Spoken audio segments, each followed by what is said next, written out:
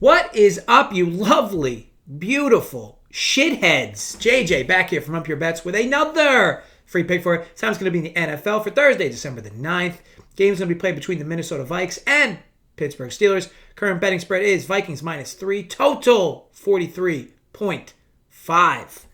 We come off a week where we once again cashed the Thursday Night Football play in the NFL. First half under 24, Cowboys Saints.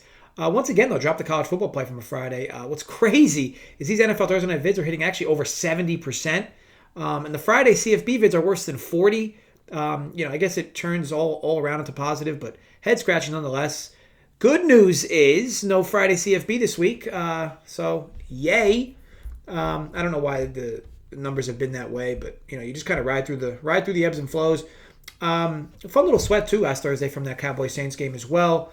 But look, let's recap a bit of what happened last week, and then I'll go into the play. So Dallas beats the offensively putrid Saints in a game where once again their offense didn't really move the ball all that well. Zeke has turned into a $90 million pass blocker, and Dak still doesn't look fully healthy. They do have some time to clean things up offensively, but it needs to happen soon. This team's Super Bowl aspirations come from their offense, not their defense. Now Brady is still en route towards another MVP at the ripe age of 44. Though Kyler Murray's return from injury does muddy that water. Murray made his return versus the Bears in the cold and looked like his early season self, running and throwing. Aaron Rodgers, of course, is still in the mix as well.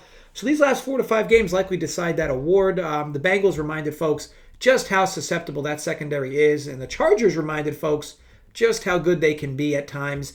Goes to just prove the parity that exists in the NFL this year. The Vikings continue to knock it out of their own way, and I'm convinced at this point Zimmer needs to go. I was on the fence on this for a while, and I've been a big Zimmer guy prior to this year, but his lack of attention to detail shows week in and week out. And Kirk Cousins' numbers are MVP caliber, but he can't even be in the conversation because his defense can't hold on to leads, and Zimmer's just been brutal coaching games as they close out. And nice to see the Lions get their first dub, despite Dan Campbell's strongest efforts once again to cost them a win. That 4th and 1 try late with the lead was so bad, and the fact that Jared Goff drove them down the field bails him out of having to answer those questions. I was live with Keg during this game while it was going on, and I couldn't even believe they actually went for that 4th and 1. So of course it made sense that they didn't get it because it's such an egregious to go for it to begin with. But Zimmer's inability to prep his guys to guard the sidelines bailed Campbell out on that final drive. And just goes to show you that while coaching is the most important part of the NFL, you can still get bailed out with bad decisions by players. That kind of what happened there. Now, I'm still not sure how Mike Glennon is actually in the league. And the Dolphins quietly now have reeled off 5 straight. Well, I guess it's not quietly anymore. I feel like they're getting more attention about it now.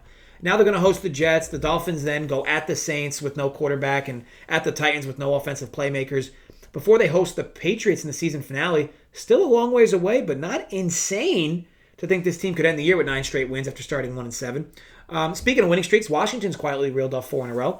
And they end the season with 5 division games, 4 of which are against the Cowboys and the Eagles. 2 teams both near or ahead of them. This Washington team could certainly make a playoff run.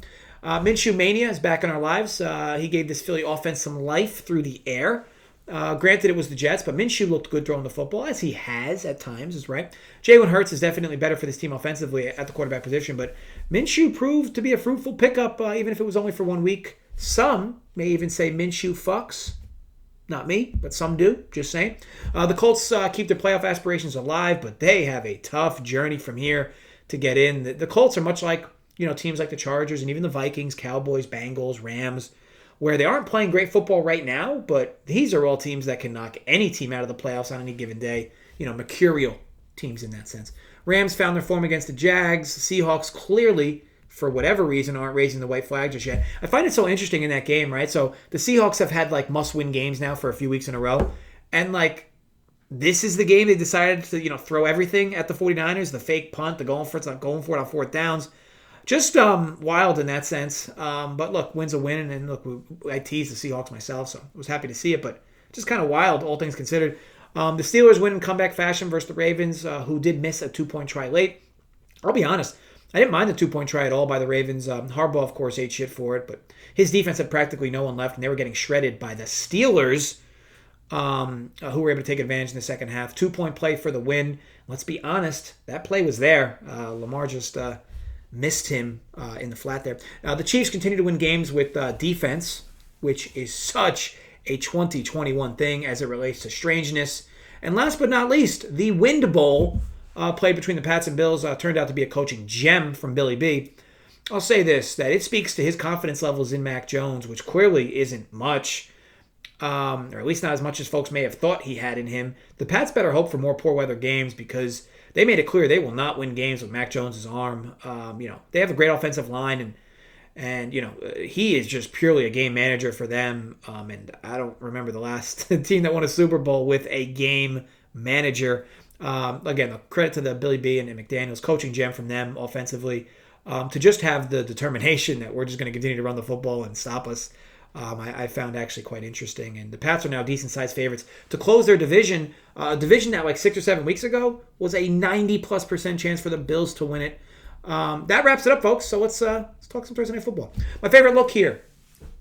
Under 43.5. Got this -110 FanDuel in New Jersey.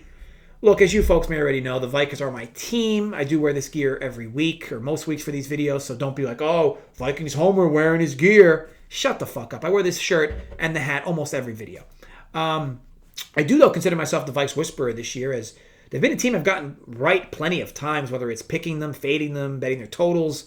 It's all been good on this end, and I take this with a grain of salt, though, as I know none of this matters as we approach this game. It's such a crime that this team is under 500, one of the most talented rosters in all football, and yet they've squandered so many leads. Kirk's been, I'd argue, MVP caliber, but he gets no accolades for it because his defense and coaching staff has let him down all season.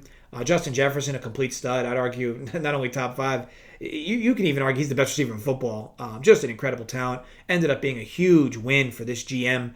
For the GM of the Vikes and their staff as a whole to trade off Diggs and replace it with a pick that got them Jefferson. Contrary to this, the Steelers are having another decent season despite no offensive line, a quarterback whose feet are bolted to the turf, and a defense that's had its fair share of injuries. Lots of credit once again to Mike Tomlin. So why the under, right? Well, as I'm sure you all know, this is prime time Kirk Cousins. Add in no Adam Thielen, and anything less than spectacular from Kirk here will likely result in a subpar offense or offensive game from this Viking squad. It's difficult to run on the Steelers team, and the Steelers can really key in on Justin Jefferson in the pass game with no fear of Thielen roaming around the middle. Osborne is all right, and Conklin is complimentary, but can these guys really step up and be a true number 2? I don't know. The Vikings are going to need ultimately somebody else to step up in this spot. No Dalvin Cook either, but I personally don't have Madison a huge drop-off. On the pit end, this is one of the slowest starting teams in the league. One of the lowest scoring first half teams in the league, and the games that they've played in that have become shootouts were really on their defense not playing well. These were games where TJ Watt was out. He'll be playing, and where their defense didn't play well, and it forced their offense to try to pile on or forced them to really have to pile on. It goes without saying that Pitt is not exactly looking for a shootout here in Minnesota. I don't think we get the best version of this Vikings offense in this spot for reasons mentioned prior, and so I'm luckily not going to go, they're not going to put that much crazy pressure on the Steelers offense to score. And Big Ben away from Hines also hasn't been fruitful over the years. I look at two teams that if either establish a lead, won't be looking to pile on either. I've watched this Vikings team all season, and they get awfully complacent with a lead. And I wouldn't expect them to take any crazy chances if they were to get a lead here, especially if they were to get a double-digit lead.